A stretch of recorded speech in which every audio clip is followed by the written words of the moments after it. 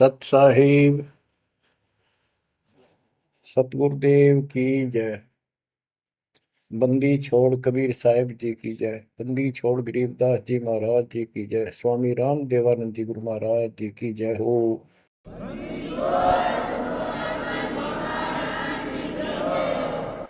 सर्व संतों की जय, सर्व भक्तों की जय, धर्मी पुरुषों की जय। श्री काशी धाम की जय, श्री सुडानी धाम की जय, श्री क्रोथा धाम की जय, श्री बरवाड़ा धाम की जय। सत साहिब गरीब नमो नमो सत पुरुष को नमस्कार गुरु की नहीं। सुर नर मुनिजन साधुआ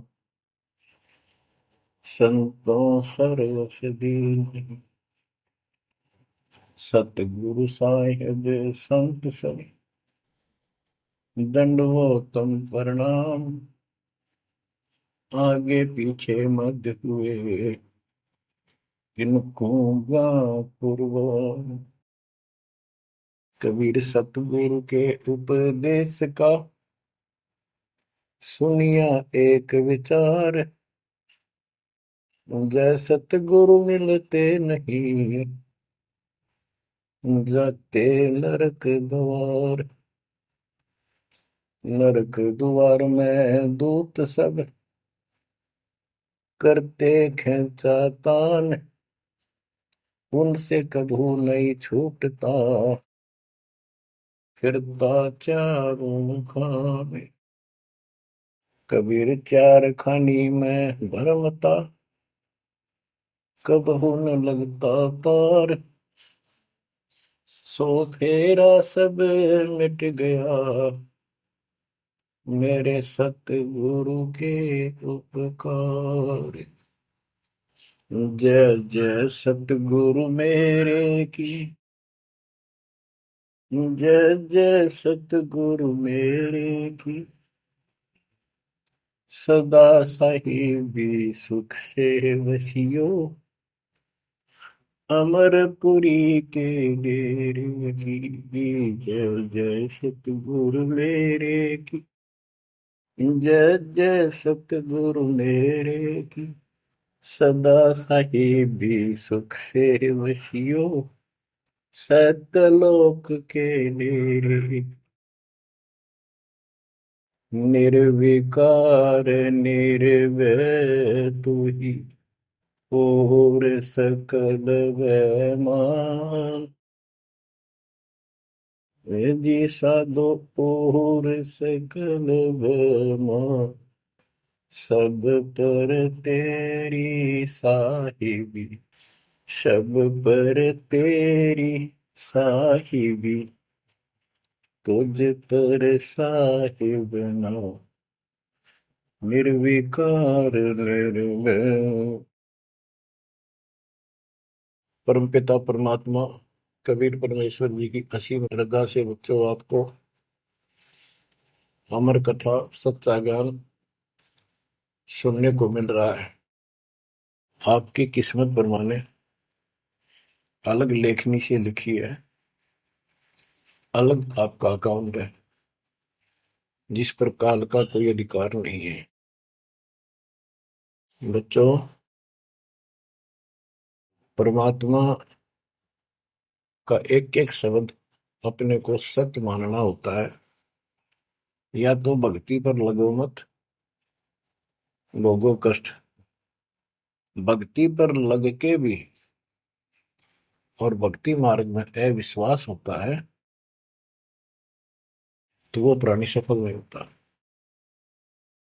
जैसे दास को पहले शुरुआत में परमात्मा की चाह खूब थी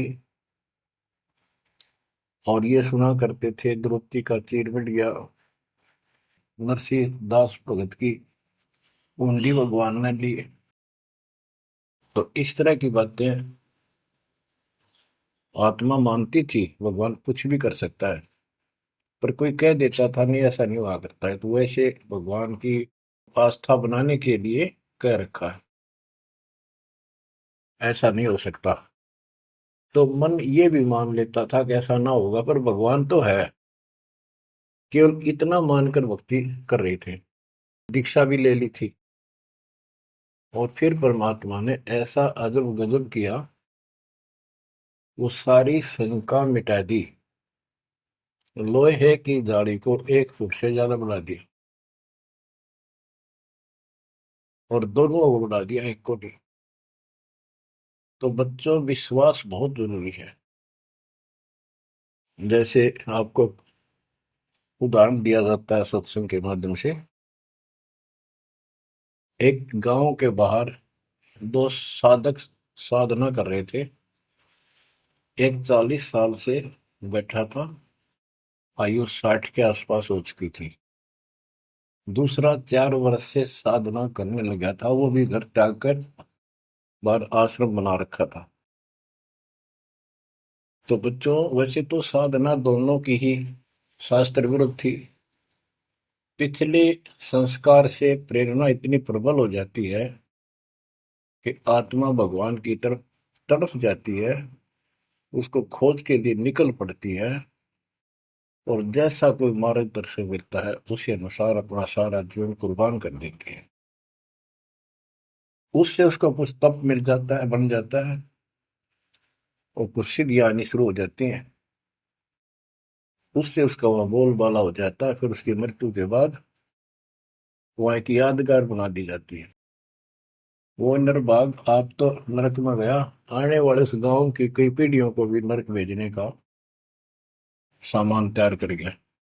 आने वाली पीढ़ियां उसी पर मत्था टेक टेक के उस कब्र पे, उसकी मूर्ति पे, और अपनी मनोकामना पूर्ण करवाती हैं। होता किसी का कुछ नहीं, पर वह भावना बन जाए, एकाधिका वैसे सूत बैठ जाए, दाव लग जाए, स्वाभाविक।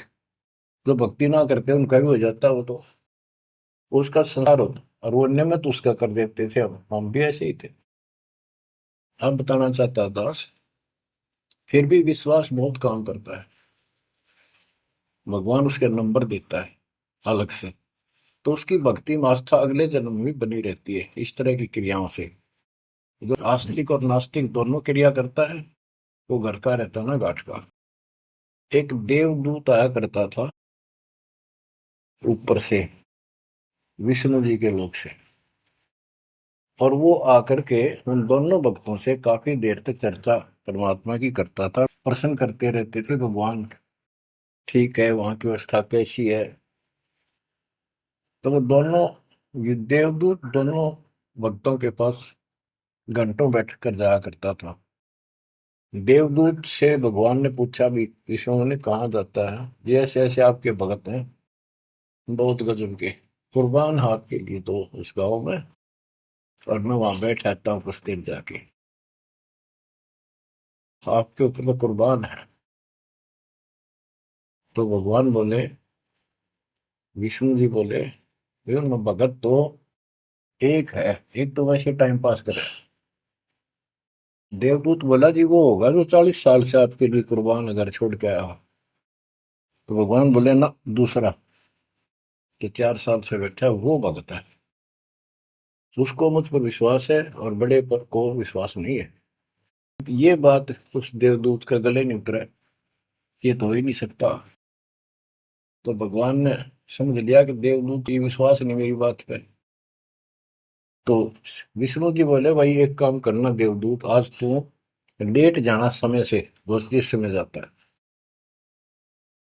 और फिर वो पूछेंगे कारण लेट होने का, उनको फिर ऐसे बताना कि आज भगवान ने समय दे रखा था कि दोपहर को सुई की नोक में से, जिसमें धागा डर, सुई के नक्के में के सुराख में हाथी निकाल लेगा भगवान, और कहना कि मैं उसको देखने के लिए रुक गया। और भगवान ने हाथी उस सुई के नक्के में के निकाल दिया। वो इसी तरह की क्या, देवदूत पहले उसके पास गया, बड़े के पास, क्योंकि उसको भरम था। तो विष्णु जी ने कहा था, फिर ये देखना वो कौन क्या प्रक्रिया करता है, तुझे स्वयं फैसला हो जाएगा भगत कौन है। देवदूत उस बड़े के पास गया,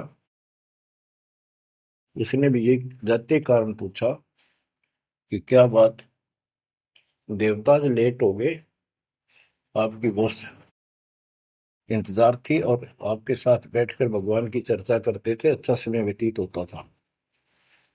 क्या बात होगी, क्या कारण हो गया, लेट हो आप आज? देवदूत ने वही बताया कि आज दोपहर को भगवान ने एक लीला करनी थी, वो देख कर आया। तो भगत बोला, क्या लीला की? कि कमाल कर दिया भाई, हद कर दी। भगवान ने एक हाथी को सुई के नक्के में निकाल दिया। इसको देख कर आया मैं, इसको देखने के लिए रुका था। भगत बोला, 40 साल वाला देवदूत, देवता, इसी झूठ बोल, किसी का जत जा, ये कभी हो सकता है? सुई के नक्के में का हाथी निकल जा, क्यों झूठ बोल रहा है? देवता होकर ऐसी बात कर रहा था। तो उस देव की होश उठ गया और उसके सारे अनुभव फेल हो गया। तो भगवान ठीक है, कहते तो कति डांगर है। जब इसको इतना विश्वास नहीं, भगवान कुछ नहीं कर सकता, तेरे जैसा घसियारा है, फिर भक्ति क्यों कर रहा है? देवदूत उठ कर चल पड़ा। फिर वो 4 साल वाले के पास गया। उसने सोचा, यूं तो माने धमका दे मेरे को, गुस्से होएगा, इसको तो ज्ञान ही कुछ नहीं होगा अभी तक। उस 4 साल वाले ने भी, भगत ने पूछा, देवदूत तो लेट हो गए, आपके आने की बड़ी इंतजार रहती थी, आज तो सोच लिया था शायद नहीं आएंगे, क्या काम हो गया ऐसा कोई, हमें भी बताओ। देवदूत बोला, भाई ये बताऊं, झूठ मैं कह नहीं सकता और सच्ची की शेखर गला उतरती नहीं। भगत बोला, बताओ तो सही क्या बात है? क्या दोपहर को भगवान ने एक लीला करनी थी, मैं उसको देखने के लिए रुक गया। क्या लीला थी? देवदूत बोला, सुई के नक्के में क्या भगवान ने हाथी निकालना था। भगत बोला, फिर क्या हो गया? कि वो निकाल दिया, कमाल कर दिया। बोला, बस भगवान ने निकाल दे, सारी पृथ्वी ने, धरती ने सुई के नक्के में गया, आप हाथी में आश्चर्य कर रहे हो? तो देवदूत ने सीने से लगा दिया उस बालक को। वो बोला, धन्य तेरे माता पिता जिससे जन्म हुआ। भक्ति कर विश्वास नहीं, तो खाक भक्ति है वो। कह कबीर सुनो भी साधो, मैं तो हूँ विश्वास में। तो अपने परमात्मा की विज्ञा पे अविश्वास नहीं होना चाहिए। और ये धीरे धीरे आपके साथ भी परमात्मा ऐसी लीला करते रहेंगे और कर भी दी होगी। और ना भी हो तो इतने सारे प्रमाण दिए जाते हैं, विश्वास कर लेना, परमात्मा की भक्ति से दूर ना होना। बच्चों, आपको अजब गजब का ज्ञान दास बता रहा है, जो संत गरीबदास जी ने परमात्मा से प्राप्त हुआ। और ऐसा निर्णायक ज्ञान है, इसका रिजल्ट इस पूरी कथा का फिर बाद में आपको बहुत अच्छा निष्कर्ष मिलेगा। पार्वती जी शिव की पत्नी और 108 बार मर चुकी थी। 109वें जन्म में भी उसने शिव जी को ही पति बनाया। ये संस्कार था उनका। नारद मुनि ने एक दिन आके पार्वती जी को समझाया कि हे माता, भगवान शंकर जी के पास एक ऐसा मंत्र है जो आपको बता देना, उस नाम के जाप से आप अमर हो जाओगे। अन्यथा आप 108 बार मर चुके हो, और वो भगवान उसकी प्रमाण के लिए आपके शरों की खोपड़ी की माला बना रखी है। 108 है, गिन दिए। पार्वती जी बोली, भाई नारद बिल्कुल सही है, 108 है। मैं पूछती हूँ ये किसके के यू क्या है, तो वो टाल मटोल कर जाते हैं। तो हे माता, आपका जन्म मरण मिट जाएगा। तो वो बोली, भाई ये मेरे बात समझ में नहीं आती कि शिव महाराज जी मेरे से कुछ नहीं छुपाते, और इसने ये कैसे छुपा रखा मंत्र मेरे से, मेरे से बहुत प्यार करते हैं। और बताते हैं तेरी मृत्यु के बाद मैं बहुत रोता था। तो नारद जी ने कहा, माता अभी तक आप उनको पति मानती हो, जिस दिन परमात्मा रूप देखोगी और उनको एक गुरु रूप में नम्र भाव से प्रश्न करोगी, कति अति नम्र होकर, तब ये गुप्त मंत्र आपको बताएगा। ये मंत्र शिव जी ने किसी को नहीं दिया आज तक, क्योंकि ऐसा किसी का लक है नहीं, ऐसा भाव किसी का है नहीं। तो आपको वो भाव बनाना पड़ेगा जिससे वो आपको ये अमर मंत्र दे दे। नारद कह के चला गया। पार्वती को बेचैनी होगी, माता जी को। शिव जी जब घर आए और दिनों तो वो दूसरे ढंग से बात करा करती, क्योंकि पत्नी बराबर का हकदार होती है, हिस्सेदार होती है। उस दिन चरणों में लेट गई, दंडोत प्रणाम किया और चरण पकड़ के रोने लगी और कहने लगी, हे भगवान, मुझसे ऐसी कौन सी गलती बन गई कि आपने मेरे से वो अनमोल मंत्र छुपा रखा है। हे भगवान, मैं 108 बार मरी, क्या आप दुखी नहीं हुए होगे? मुझे वो नाम बता दे जिससे मेरा जन्म मरण मिट जाए। अब शिव जी उसके मुंह की तरफ देख रहा है, पार्वती की सारी आओ भाव को समझ रहा है।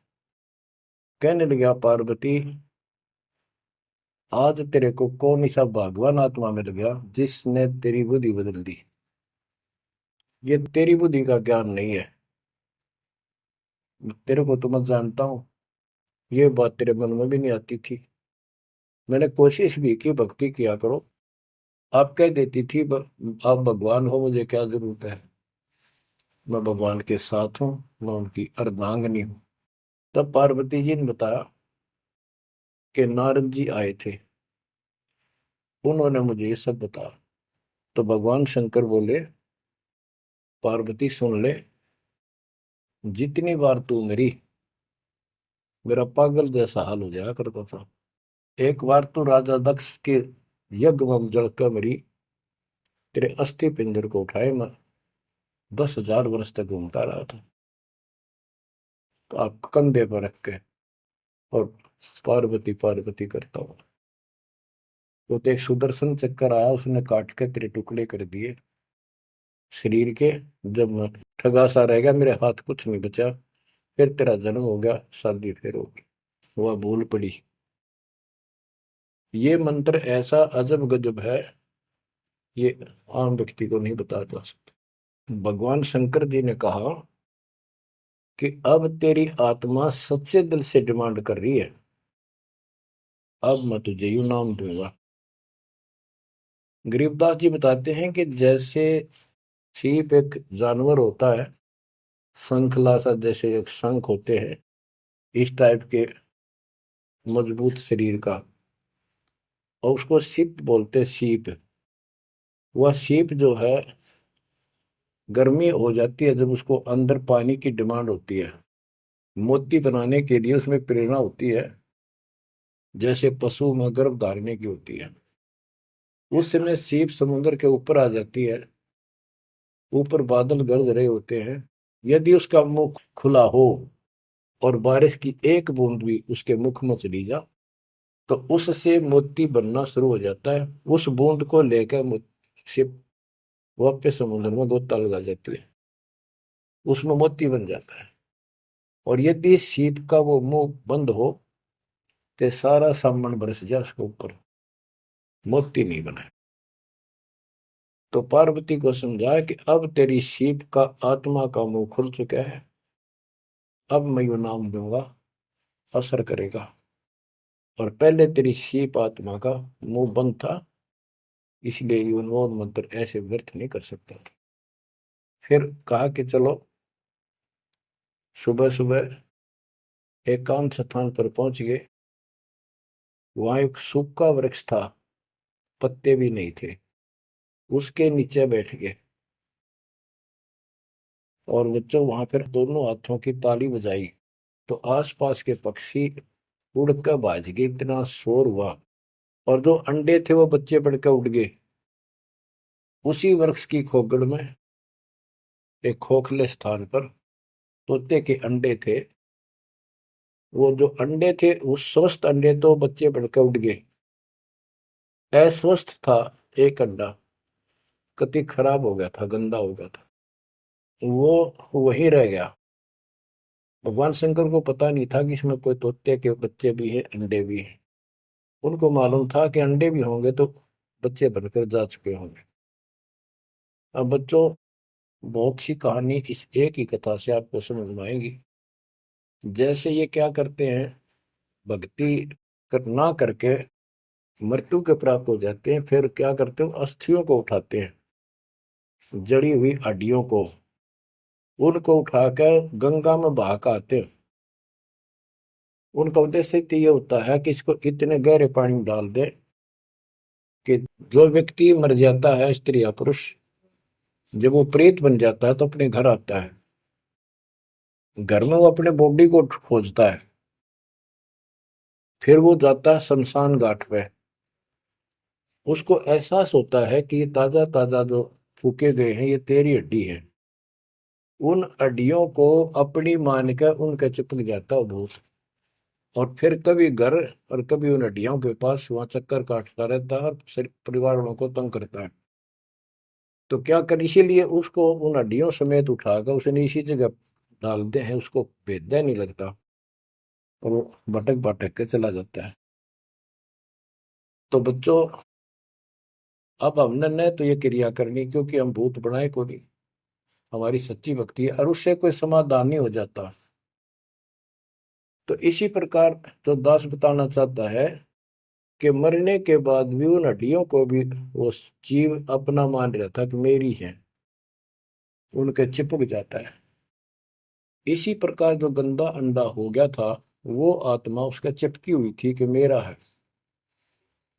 हालांकि वो कति खत्म हो चुका था, कुछ दिनों में उसकी वो सूख जाता, खत्म हो जाता, फिर वो उसको छोड़कर चलती। तो वो आत्मा उसके साथ चिपकी हुई थी। उधर से पार्वती जी को कथा सुनाना शुरू कर दिया, अमर कथा सुनाई। क्योंकि गरीबदास जी कहते हैं, कबीर साहब ने बताया, हम बैरागी ब्रह्मपद सन्यासी महादेव, सोहम मंत्र दिया शिव जी को, वो करे हमारी सेव। तो कबीर साहब ने इन सब को यो अमर ज्ञान सुनाया था, सतलोक वाला, सृष्टि रचना सब सुनाई। भगवान ऐसा है, भगवान ऊपर है, भगवान ऐसा है, वो सबका मालिक है। जब तो मान ली, प्रथम नाम एक ले लिया, किसी को ओम दे दिया, किसी को सोम दे दिया, किसी को श्रीयम हरियम दे दिया, किसी को किलियम। इस तरह इनको अपना बनाया परमात्मा ने। और फिर सोचा था कि दोबारा मैं आऊंगा, अगर इनकी बुद्धि काम करेगी, इनकी आस्था ठीक रही, तो फिर नए सिरे तो मंत्र पहला दूंगा। जब दूसरी बार परमात्मा गए तो इन सब की बुद्धि काल ने फेर दी। इन्होंने सुनी भी नहीं कबीर साहब की बात। तो कबीर साहब वापस आ गए। अब वो ज्ञान शिव जी को था, पार्वती को बताया और मंत्र दिया उसको। अब बच्चों, 5 नाम शिव जी को बताए थे, लेकिन शिव जी विशेषकर एक सोहम मंत्र ही जाप करता है। ये चक्कर ये है कि जो गुरु बताते हैं हम उस पर ना रुक करके फिर मनमुखी जरूर करते हैं कोई कोई। और परमात्मा जी ने, कबीर साहब ने शिव जी को सब कमलों का भेद बताया था। ये योगी था, इससे तो एक कमल भी नहीं सुलझा था, एक भी, और अभी तक नहीं सुलझा है, लेकिन ज्ञान सारा बता दिया था। तो पार्वती को सुनाया जा रहा था ज्ञान, पार्वती यश करती जा रही थी, देखो ये मूल कमल है, आगे चलो स्वाद चक्र है, फिर नाभि कमल है, हृदय कमल है, उसमें ऐसे ऐसे देवता हैं, कंठ कमल में ऐसा है, त्रिकुटी कमल तक पहुंचा दिया बस। पार्वती जी ध्यान मग्न होगी, उसको नींद आ गई, बोलना बंद कर दिया। उधर से वो पक्षी इस कथा को सुनने से वो अंडा स्वस्थ हो गया तोते का, और ओंकार्य बुलंद आ गया। शिव जी ने देखा, आवाज और तरह की आई, पार्वती तो सो रही है, लटके ले रही है बैठी बैठी। आवाज कहाँ से आई? उसने देखा एक पक्षी उस वृक्ष की खोगड़ में, उथोथे स्थान में नजर पड़ा। पक्षी उड़ कर भाग लिया। शिवजी उसके पीछे चल पड़े कि इसने मेरा ज्ञान चुरा लिया। आकाश में उड़ गया, उड़ के पीछे हो लिया। ये तोते वाला जीव परमात्मा की अमर कथा सुनता है, उसमें भी शक्ति सिद्धि आ गई थी। और ये ज्ञान जो है पूरे पहुंचे हुए संत से सिद्धि युक्त और अधिकारी से सुनने से ज्यादा असर करता है। भगवान शिव तीन लोक के प्रधान है, इनमें आध्यात्मिक शक्ति है। वो साथ मिलकर उसकी आध्यात्मिक शक्ति के साथ वो वाणी परमात्मा अमर कथा उसके भी बॉडी में गई, उसमें सिद्धि आ गई। मोक्ष तो बहुत दूर की बातें हैं, ये तो लंबा चैप्टर है, लंबी कहानी है। लेकिन सब थोड़ा थोड़ा हिंट आपको देना पड़ता है, कहीं कभी कोई मिसगाइड ना कर दे। सिद्धियों कहते ये अष्ट सिद्धि नौ निधि के भरे पड़े हैं शिव जी, और इनके वचन से भी सिद्धि आ जाती है, किसी को ये कह दे तो। लेकिन सिद्धियां ने के चाटा, ये मोक्ष तो ना हुआ है। भाव कहने का ये है कि वो तोते वाला प्राणी वेद व्यास के आश्रम में पहुंच गया, उड़ता उड़ता पीछे पीछे शिव जी। वहां शरीर छोड़ गए, और व्यास की पत्नी ने जमाई ली थी, उसके द्वारा सांस के द्वारा वो सूक्ष्म जीव अंदर चला गया। और जब गर्भ धारण का समय आया तो उनके गर्भ में स्थान लिया, उस बच्चे के शरीर में प्रवेश हो गया, 12 वर्ष तक वहीं रहा। आगे कथा इसमें आगे आएगी, वो बताऊंगा। अब ये वाणी सुनाऊंगा जो आसानी से आपको समझ में आएगी। मोक्ष मुक्ति का लख्यान बेवा, ब्रह्म में पुत्र व्यास सुखदेवा। सतगुर मेरा महादेव पंका, 84 की मिटी न शंका। के महादेव जैसे भी उनको मिले, फिर भी 84 लाख योनियों का चक्कर उसका मिटा नहीं। 78 जन्म गौरी भरमाई, शिव को रुणमाला गले लाई। अर्ध शरीरी देवी गौरा, जिनका थीर बयानी मोरा। 108 जन्म पार्वती जन्मती मरती रही, और शिव जी ने उसके सिर की माला, सिर के रुंड खोपड़ियां माला बनाकर गले में डाल रखी थी। अर्ध शरीरी देवी गौरा, जिनका थीर भया नहीं भौरा। अर्धंगनी थी शिव की पार्वती, और उसका भी मोक्ष नहीं हुआ। नारद मुनि उपदेश बखाना, गिरजा सुनो मोक्ष पद ज्ञाना। सुन हे देवी गौरा माई, 68 तीर्थ पर भी नाई। पिंड प्रदान किए कह बारा, खुला नहीं मुक्ति का द्वारा। जब पिंड प्रदान कहते हैं ना, पिंड प्रदान करने से भूत जुनी जा छूटे थे, पिंड प्रदान करंत गरीबदास जिंदा कह नहीं मिला भगवंत। जैसे पार्वती भूत पड़ गई, पिंड प्रदान कर दिए, भूत जुनी छूट गई, और फिर पता नहीं किस दुनिया में चला जाता प्राणी। इसके संस्कार अच्छे थे, ये फिर मनुष्य जीवन, लड़की का जन्म हुआ, शिव जी के ब्याही गई। ये पिछले जन्म जन्मांतर की शक्ति भक्ति के कारण मनुष्य जीवन ज्यादा भी हो सकते हैं। लेकिन मोक्ष न होने से फिर 84 लाख योनियों में जाना था। इस पार्वती ने भी आगे भी जाएगी। शिव जी भी मरेगा, पार्वती भी मरेगी, और फिर ये 84 लाख योनियों में जाएंगे। कहते हैं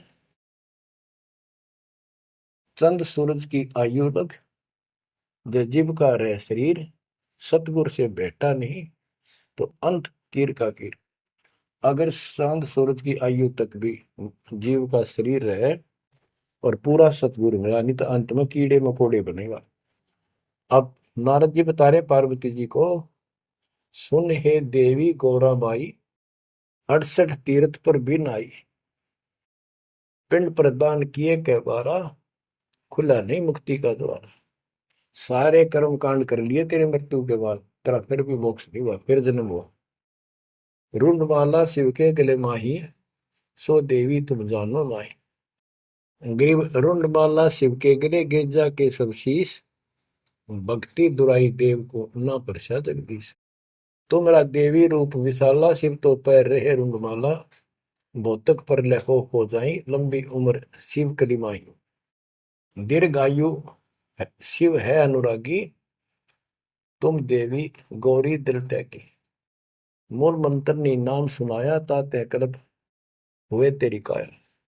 महादेव देवनपति देवा, जाकी करी न गौरी सेवा, कर बंधन कर शीश नवाओ, तन मन अर्पो शीश चढ़ाओ। शिव है मोक्ष मुक्ति के दाता, तो से भेद कहूं गौरी माता। चरण गहो चिंतामणि केरा, ताते प्राण अभय हो तेरा। कमल रूप देवी दिल की न्या, नारद मुनि उपदेशी चीन्या। जब आए शिव मंदिर अवधूता, देवी चरण लिए शत्रुपा। अब कहते नारद के कहने से पार्वती जी ने, गौरी देवी ने कतिक पाक साफ दिल कर लिया, कमल की तरह। कमल के ऊपर कोई मैल नहीं होता, ना कोई धूल टिकती है, ना जल टिकता है, ना कोई कीचड़ टिकता है। तो ऐसा साफ दिल किया। और जब शिवजी घर पर आए, उनके चरणों में चरण लिए शत्रुपा, सच्चे भाव से चरण लिए। चरण पकड़ रोवत है बाला, मोरे शीस किए रूपमाला। मोसे भक्ति दुराई देवा, न जाने नी तुम्हारी सेवा। मोसे भक्ति दुराई स्वामी, हमसे भेद कहो निज दामी। मैं अबला हूं बाला बोली, पार निभाओ हमारी डोली।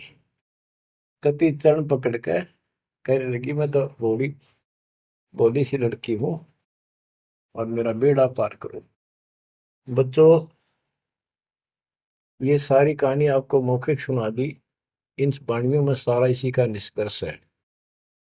अब क्या बताते हैं, गृह मूल मंत्र महबूब का एक सुनाओ मोही।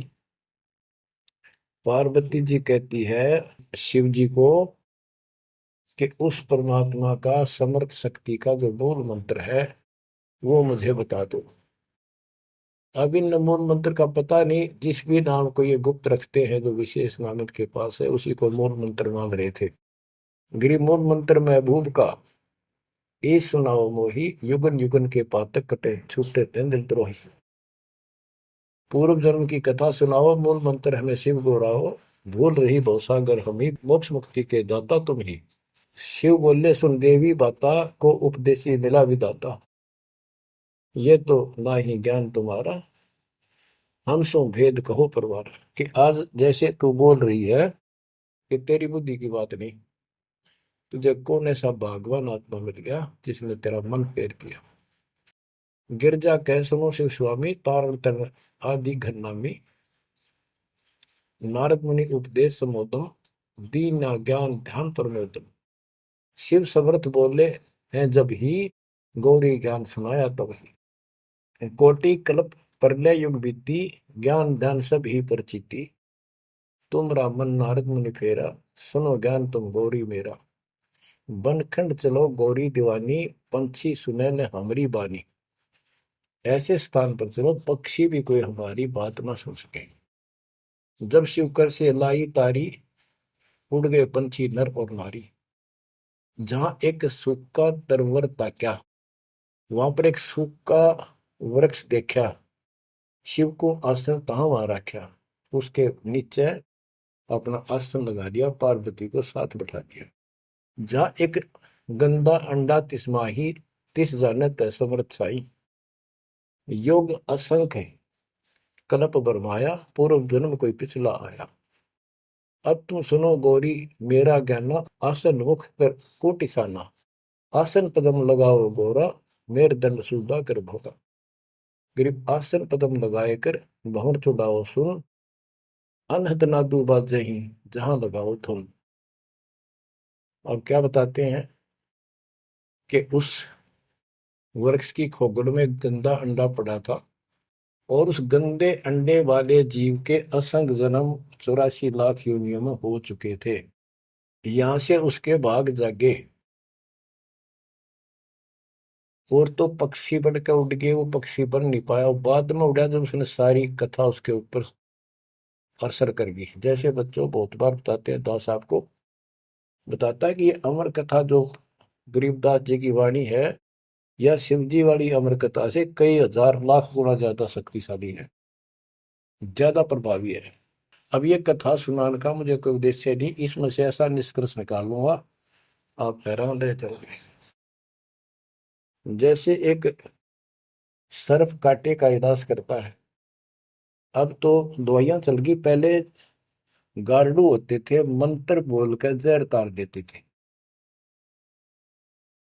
जिसको सर्प ने काट लिया वो अचेत हो जाता था, कति बेहोश जैसे मर गया हो, सांस सांस आते थे। और गार्डू क्या करता है, एक मंत्र 5-4 पंक्तियां होती हैं, उसको सिद्ध करता अपने जीवन में, 5 4 7 10 साल लगा के वो वाणी सिद्ध हो जाती है। फिर तो उसको बोलता रहता उसके ऊपर साथ बैठ के उस सर्प जैसे व्यक्ति पर। उस समय वो सर्प जैसा व्यक्ति अचेत होता है, ना वाणी सुन रहा है ना उसको समझ रहा है इसका अर्थ क्या है। तो कुछ समय के बाद वो उस वाणी के प्रभाव से उस शरीर का विष खत्म हो जाता है और वो व्यक्ति जीवित हो जाता, सचेत हो जाता है। इसी प्रकार बच्चों, परमात्मा की अमर कथा जितना जिस जो सक्षम है उसके मुख से जिस सुनी जाती है, तो उस सत्र का उसको लाभ अवश्य मिलता है। तो ये गंदा अंडा था, इसके साथ जीव चिपका हुआ था। ये गंदा अंडा ना सुन सके था, ना बोल सके था, ना वो कह क्या रहा है शिव जी वो समझ सके था। और उस वाणी के बोलने से वो अंडा भी स्वस्थ हो गया, उसमें बच्चा भी बन गया, उसका पांख भी जाम आई और वो उड़कर भाग भी गया। इसी प्रकार जो आज मानव के ऊपर रहम हुआ है, गरीबदास महाराज जी की अमरवाणी इससे भी ज्यादा स्ट्रोंग है। और ये अब दास के बुक से चला करेंगी अखंड पाठों में, आसपास के पक्षियों पर भी असर करेगी। आसपास के पशु पक्षी जीव जंतु पेड़ पौधों सब का ऊपर ऐसे असर करेगी जैसे इस पर किया था। और ये सब धीरे धीरे यहाँ से शरीर छोड़ते जाएंगे और मनुष्य जीवन पाते जाएंगे। ये सीधे फिर आके मालिक के चरणों में आएंगे। बच्चों, भक्ति जरूर करेंगे, भक्ति करेंगे तो मालिक कहीं ना कहीं उनको मिलेगा। अब मैं सुखदेव ऋषि की बुक सुनाता हूँ, पार्वती का तो दिया। अब एक बात विचार करो कि जहां पार्वती जी को मंत्र मिला, अमर मंत्र मिला, वो नाम मिला भक्ति करने का, यानी वो शिष्या भई, तो वो स्थान पार्वती के लिए तो अमरनाथ हो सका है। ये जो वहां आजकल जावे हैं मत्था टेकन देखन दर्शन कर, उनके लिए अमरनाथ नहीं है वो। अब जैसे आपने जिस भी आश्रम नाम दान केंद्र पे या कहीं भी दास से दीक्षा ली है, आपका वो स्थान अमरनाथ है। लेकिन उस स्थान से कुछ नहीं लेना देना, मोक्ष नाम से होगा। तो बच्चों, उस स्थान से मोक्ष नहीं है, वो स्थान तो आपको जिंदगी भर याद रहेगा, मुझे वहां दीक्षा मिली थी, बस इतनी बात है। और ये अमर ज्ञान मुझे प्राप्त हुआ था। लेकिन मुक्ति नाम से होगी। और जो बोले आत्मा इतने ऊंचे पहाड़ों पर जाते हैं दर्शन करके आवांगे। अब विचार करो, जैसे दास ने बहुत बार समझाया आपको, ये तीर्थ क्या होते हैं, ये धाम क्या है। जैसे पार्वती को वहां नाम लिया, नाम लेकर अपने घर ना आएगी, अब भक्ति करिए, वहां क्या रखा है। अब जैसे तीर्थ हैं, वहां किसी ऋषि ने भगत ने कोई तालाब का सहारा तक है, क्योंकि पहले पानी नहाने धोने का पीने का तालाब ही होते थे, कुएं भी बहुत गहरे होते थे, एक आदमी नहीं खोद सकता। तो वहां बैठ कर अपनी भक्ति करता था, जैसे भी उसने डले डोए। क्योंकि सत साधना तो आपको ही मिली है, पूरे विश्व को चार चार युग के बाद मिलेगी। तो वो जैसे भी तप किया, कुछ किया उसने, जैसा भक्ति की, उस आधार से वो उस लोक में चला गया। और अब वहां कुछ नहीं। अब जैसे हम किसी का एक हमाम दस्ता ले आते थे और उसमें सामग्री कूटते हवन की और वापस देते थे मांझ धो के। हमाम दस्ता होता है लोहे का उखड़ सा, एक डेढ़ एक फुट का उसका मुसड़ सा होता है लोहे का ही, उससे वो कूटते हैं जैसे चटनी कुट्टे आ रहे कुंडी में। तो हमाम दस्ते में थोड़ी बहुत स्मेल थी और 5-4 दिन में वह भी खत्म होगी। जिसका मांग के लाए तो उसको दे आए, तो उन घर वालों ने महसूस हुआ कि इसमें कुछ स्मेल आवा है, तो कोई सामग्री कूट रखी है। और कुछ दिन के बाद वो स्मेल भी खत्म होगी और वो सामग्री सारी कति साफ करके अपने घर रख ली। अब उस स्मेल को सूंघ बार बार को हो कमाल हो गया, बड़ी स्मेल आई, फिर वह खत्म होगी, चलो स्मेल लेके आते हैं। उस स्मेल से कुछ नहीं होने का, उस सामग्री से गूगल खेओ, वह बनानी पड़ेगी। इसी प्रकार मोक्ष प्राप्ति के लिए यह साधना करनी पड़ेगी। तो वहां जाने से कोई लाभ नहीं जहां पर कभी कोई ऋषि ने कोई साधना की थी, वो तीर्थ बने हुए हैं। तो काल ने परमात्मा से कहा था, जो मालिक आए थे जोगजीत रूप में, अपने बच्चे ज्ञानी के रूप में, जोगजीत रूप में, सहजदास रूप में, कई रूप में हम आते रहते हैं। तब काल ने सारी वचनबद्ध करा के मालिक को, और फिर अपनी वह दुष्टता दिखाई थी। यूं कहा था, जाओ ज्ञानी वैसे जाओ, जोग जीत संसारा, जीव न माने कहा तुम्हारा। जीव तुम्हारा कहा न माने, हमरी और वो बात बखाने, तीर्थ व्रत और झूठे जब तब मन लाऊं, देवी देव देवर पुजवाऊं, या वो जीव को बरमाऊं। द्वादश पंथ करूं मैं साजा, नाम तुम्हारा ले करूं आवाजा। द्वादश पंथ जो नाम जो ले, सो मेरे मुख में आन समोई, और अनेक पंथ चलाऊं, या विद जीवों को बरमाऊं। तो आज वो सारा काम इसने कर रखा है। अब आप किसी को समझा के देख लो, आपके सर हो जाते हैं। तुम हमारे देवताओं को ऐसे बताते हो, हमारी साधना को गलत बताते हो, तीर्थों में जाना ठीक नहीं, व्रत रखना ठीक नहीं। तो काल ने बोल रखा था कि हमारी ओर हो बाद बखाने, हमारी ओर हमारा तरफ पक्ष लेकर के वाद विवाद किया करेंगे। अब बच्चों, जो दास बता रहा है कि जो अमर पाठ और अखंड पाठ या वैसे वाणी सत्संग जहां भी चल रहे हैं, चला करेंगे, चलते हैं, चल रहे चलेंगे, वहां आस पास के पक्षियों को भी इसका राहत मिलेगी। और जैसे सुखदेव ऋषि, सुखदेव व्यास जी की पत्नी के पेट में समा गया, गर्भ में, उसके बाद 12 वर्ष तक गर्भ में रहा।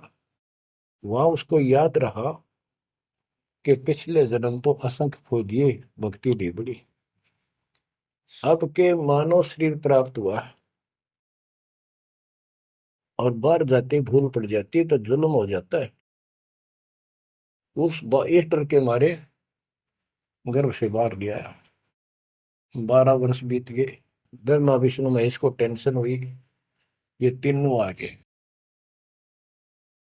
इन्होंने कहा कि सुखदेव बाहर आओ, 12 वर्ष तक गर्भ में ठीक नहीं, हमारी मर्यादा खत्म होती है। 9 महीने भी माताएं गर्भ में बच्चा रखती है, बहुत परेशान हो जाती है, और 12-12 वर्ष रक्षा करेंगी, ये गलत परंपरा डलती है, आप ऐसा ना करो, बाहर आओ। तो सुखदेव ऋषि ने कहा कि हे परवरदिगारो, हे भगवानो, अब मुझे ज्ञान हो गया, बाहर आती है आपकी माया, यह त्रिगुणमयी माया हमें अचेत कर देती है, सब बुला देती है, इस माया में रोक दो, फिर मैं बाहर आऊं। इन्होंने कहा भाई ज्यादा हम भी नहीं रोक सकते, ये हमारे से भी बहुत ज्यादा प्रबल है, हमारे बस की बात नहीं है, बस कुछ सेकंड के लिए रोक सकते हैं। तब उसने कहा जी कुछ सेकंड के लिए रोक दो। तो कुछ क्षण के लिए रोकी, इतने में सुखदेव बाहर आया। तो उसको भक्ति की प्रेरणा बनी रही, भगवान की याद रही। उसी समय 9 नाथ 84 सिद्ध, यानी 93 बच्चे और लड़के पैदा हुए, ऐसा इत्तेफाक था, संस्कार था उनका। उनको भी ये बातें याद रही, उनमें से 9 तो नाथ बन गए। और 84 सिद्ध कहलाए। उन्होंने भक्ति की प्रेरणा बन गई, बचपन से ही मालिक की याद बनी रही। लेकिन सच्चा सतगुरु ना मिलने से ये भी डले डोए। अब बच्चों ज्ञान पूरा आ चुका है और वो ठीक का समय आ गया है। गुरु पूरा, ज्ञान पूरा, भगवान पूरा। तो अब जो ये वाणी चले हैं और दास के मुख से चला करेंगी, ये सत्युत मस्तार देंगी। काल के पता नहीं कितने जुगाड़ को तोड़ेंगी, कितने जीवों का उद्धार बनेगा। मनुष्य का तो कहना ही क्या, डांगर डोर पशु पक्षी कीड़े मकोड़ों को भी सहारा मिलेगा इसका। ये इन पुराणों से कथा है और ये आपके सामने सच्चाई किस तरह है। अब तो सुखदेव ऋषि जब बाहर आया, उड़ के चल पड़ा वहां से। पिता ने कहा बेटा, व्यास जी ने कहा पुत्र, एक बार शकल तो दिखा दे। 12 वर्ष इंतजार की, पुत्र होगा। तब उसने कहा एक लेवा दूतम, कोई किसी का पिता नहीं पूछतम। पिताजी पता नहीं कितनी बार तू मेरा पिता बन लिया, पता ना कितनी बार मैं तेरा पिता बन लिया। अब मुझे समझ में आ गई है, मैं आपकी तरफ देखूं नहीं, मेरा मोह बन जाएगा। ये छूत की बीमारी है, ये मोह। ये विस्तार से फिर कभी बताएंगे। और ये हम आप लावा जाने का, लेकिन ये उसकी गलती थी। ज्ञान ना होने से इसने इतना ही समझ थी जो कि वो उस समय गलती कर गया। चलो जो भी इसकी सोच थी, उस आधार से ये वहां से चल पड़ा। पिता पीछे पीछे मोह में दूर तक गया, वहां से आकाश में उड़ गया, अंतर ध्यान हो गया। आगे जाकर फिर प्रकट हो गया अपने और नाल, जो बच्चे की नाभि से, माँ की नाभि से चिपकी होती है, वह गेल बाहर आकर टूट गई, टूट कर बाहर आ गई। वो बाद में काटा करते हुए बिना कटवाई कंधे पर घेर कर उठ गया, आगे काटूंगा। अब आकाश में उड़न की सिद्धि उसमें उस मंत्र से आ गई, वो अमर कथा से। अमर कथा में शिव जी ने पूर्ण परमात्मा की महिमा बताई, जो कबीर साहब ने उसको सुना रखी थी। इसमें काफी प्रकरण है, अब इतना समय नहीं जो मैं वो शायरी बताऊंगा आपको। कभी परमात्मा ने दया की बड़ी जेल में, फिर उनको विस्तार से समझाया करेंगे। तो कहने का भाव ये है कि सुखदेव ऋषि को अभिमान हो गया कि मैं बहुत बड़ा सिद्ध पुरुष हूं, आकाश में उड़ जाता हूं। तो बच्चों स्वर्ग में जाने लग गया, और स्वर्ग के देवता ऋषि महर्षि सब उसको, उसकी जो है ना पूरी वो करें, सम्मान करें, उसकी आरती तारे कि बड़ा धन भाग है तेरे, बड़ी सिद्धि प्राप्त कर ली। इन इतना पता सिद्धि आएगा, और जन्म से ही छोटी उम्र में आपको इतना कुछ प्राप्त हो गया, आप तो बड़े पहुंचे हुए हो। तो सब उसकी खूब अच्छी तरह प्यार रखे, महिमा गाओ। एक दिन उसको, उसने स्वर्ग में जाने की इच्छा व्यक्त की विष्णु जी के लोक में। वहां उसको इसलिए नहीं जाने दिया कि उसका गुरु नहीं था। विष्णु जी तक बात गई। विष्णु जी ने पूछा कि हे ऋषि जी, आपने गुरु नहीं बना रखा? अगर नहीं, गुरु की क्या आवश्यकता है महाराज, ये गुरु बना रहे वो नहीं आ पाए और मैं बिना गुरु के आ गया। विष्णु भगवान बोले ठीक है, वो अलग बात है, या वही रह सकता जो पहले गुरु बनाओ। फिर एक बीमारी और अहंकार के, मेरे बराबर पृथ्वी पर कोई गुरु नहीं, मैं बाल ब्रह्मचारी, वहां कोई ऐसा संत नहीं, मैं बनाऊं गुरु किसको? विष्णु जी ने कहा कि राजा जनक मेरे परम भक्त है, आप उनसे दीक्षा लो। यूं कह के विष्णु जी चले गए, उसको बाहर निकाल दिया पार्षदों ने। वो स्वर्ग में आए, वहां सारी कथा बताई। फिर अन्य स्वर्ग, कोमर स्वर्ग, फिर ऋषियों के पास आए नीचे, उन्होंने उनको बताया। तो सब ने कहा कि सुखदेव बहुत बड़ी गलती कर रखी है, गुरु नहीं बनाएगा, गुरु नहीं बनाएगा तो गधा बनेगा। तो पिछले जन्मों में उसको एकदम वो रील सी चल गई कि मैं कभी गधा बना था एक बार, और अंधा हो गया, स्वामी ने छोड़ दिया, कुमार ने, और मैं भटकता भटकता इन नाले में फंस गया। मेरा पुली बना ली लोगों ने, आन जान लागे, मैंने कहा नहीं, भटक के भूखा मर के, भूखा होकर तो मरा, प्राण निकले। उस भय से उसको चिंता बनी। फिर अपने पिता के पास वापस आता है। व्यास जी देख के बड़े खुश हुए कि बेटा आ गया। सारी बात पूछी तो सारी अपनी समस्या बताई पिताजी के सामने। पिताजी ऐसे ऐसे बात है, भगवान ने कहा कि राजा जनक को गुरु बनाओ। तो व्यास जी, क्योंकि जितने भी महापुरुष है वो एक सुर में बोलते हैं, उनको इतना ज्ञान तो है, गुरु बिन बात नहीं बनती। उसने विशेष ज्ञान तो सुना नहीं था, वो बैटरी चार्ज होगी, उसने उड़ा उड़ा फिर था, उससे ज्ञान था ही नहीं इसको। तो व्यास जी बोले, रे बेटा, मैं तो खुश था, चलो बेटा ना मेरे पास आया, पर यूं चर्चा तो चल रही है व्यास का बेटा इतना पहुंचा हुआ है, अब तने गुरु नहीं बना रखे, मैं तो तुम्हें कमाल कर दिया। तो दो कोडी का जीव नहीं, कल नहीं ये तेरा प्राण छूट जाएंगे या बैटरी खत्म हो जाएगी और नरक में जाएगा बेटा, गुरु बिन बात पड़ती है। तो आखिर में हार कहने बोला, हे गुरुदेव, हे पिताजी, मैं कैसे गुरु बनाऊं राजा जनक को। राजा जनक गृहस्थी भाई, ओए होए, और कैसे शीश निभाऊं जाए। जनक विदेही राजा भाई, कैसे शीश निभाऊं जाई। ओहो। सुखदेव बोले, ज्ञान विवेक का हमने स्त्री का मुख नहीं देखे। तो उसके पिताजी बोले, जो भगवान ने कह दिया, अरे तू अब भी अगरम बगरम कर रहा है, ये करने का जीव नहीं, तेने ज्ञान भी क्या आएगा, कहाँ जाएगा फिर तू, वहां तेरे को पढ़ने नहीं देंगे स्वर्ग के अंदर। जो मरता क्या नहीं करता, राजा जनक के द्वारे गया, वहां चरणों में मत्था टेका और अपने कल्याण का मार्ग पूछा।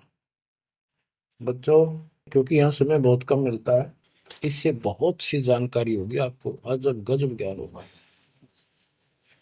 क्योंकि अभी तक दास ने आपको केवल प्रमाण दिखाए, सारे ग्रंथ सुन जाए और एक नंबर का ज्ञान आपके हृदय में जमा दिया कि जो दास कह रहा है वो सारी सच्ची है।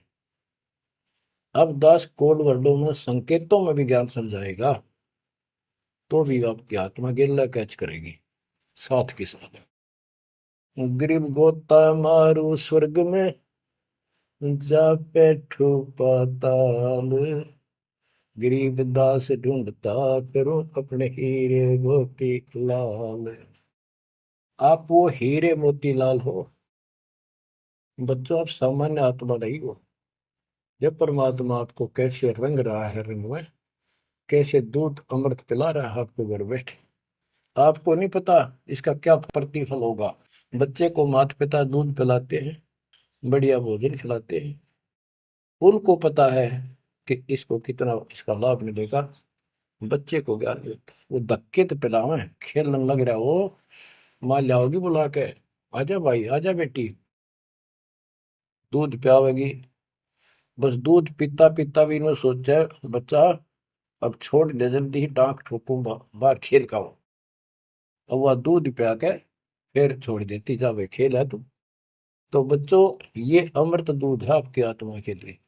अपना काम करो, संसारी काम करो, फिर तो दिन का जो होमवर्क क्लास वर्क है वो भी करो। तो ज्ञान का जो असर है ये व्यर्थ नहीं जाएगा, आपकी आत्मा को इतनी ताकत दे देगा जिसमें भक्ति बिल्कुल सुदृढ़ हो जाएगी, सुरक्षित रहने लग जाएगी। क्योंकि मन में दोष नहीं रहेगा, कोई गलती करे बनेगी नहीं, तो सब कुछ सुरक्षित रहेगा। आपके मोक्ष के लिए परमात्मा ने कसर नहीं छोड़ रखी, जो भी संभव व्यवस्था है वो सारी कर दी है।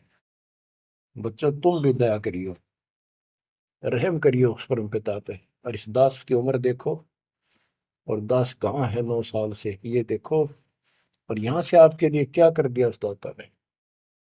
उस मालिक को देखो ध्यान से।